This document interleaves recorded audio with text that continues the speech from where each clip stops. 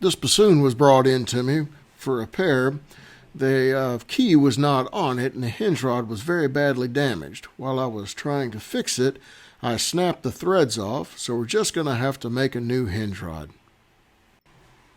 We'll start by getting a measurement and see what the size of this rod is, and then we'll dig through our stash.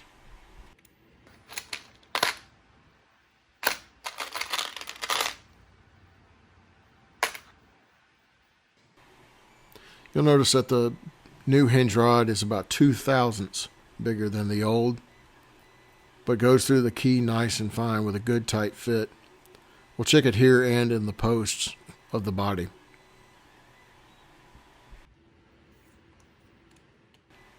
While the size of the rod is perfect, the threads are too big, so we're going to have to cut them down.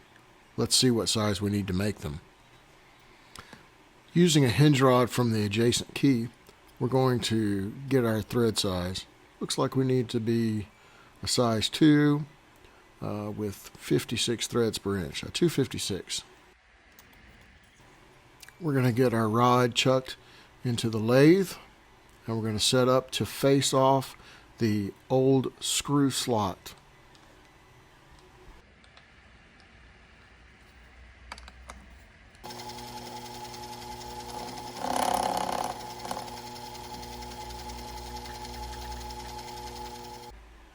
Now we'll set up to make our longitudinal cuts.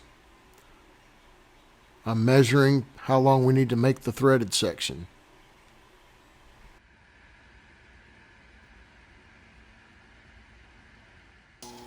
Then I'll transfer this mark onto our rod.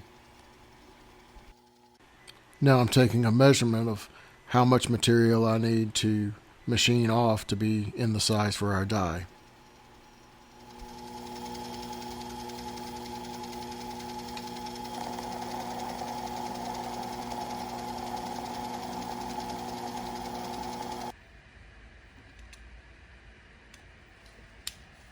Now we'll just install the die into the die holder, and we're going to use the live center from the tailstock to keep us straight and aligned while we get our lead thread. Then I'll finish the threading up by hand.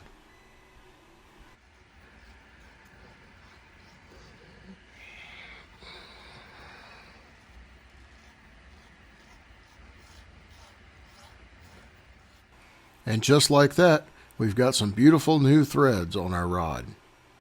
Acid test, though, is to thread it into the post. Feels good. Now we'll make a mark for our saw,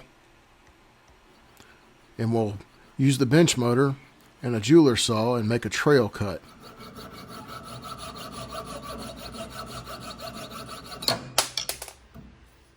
And now we'll cut the screwdriver slot. Back on the lathe, we'll face off just the tip of it and then add a little radius with a chamfer on the outside so it blends with the post when it's in. And our finished result came out really good.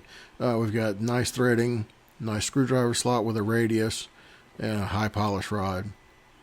Screws into the post looking wonderful, and just a great blend on it. Great key action.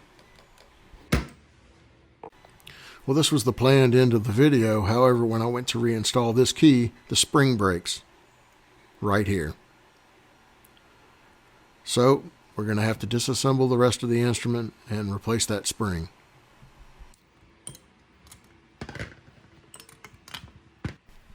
Getting a sheared off piece of spring is always time consuming, and you can see how many different sets of pliers that you use.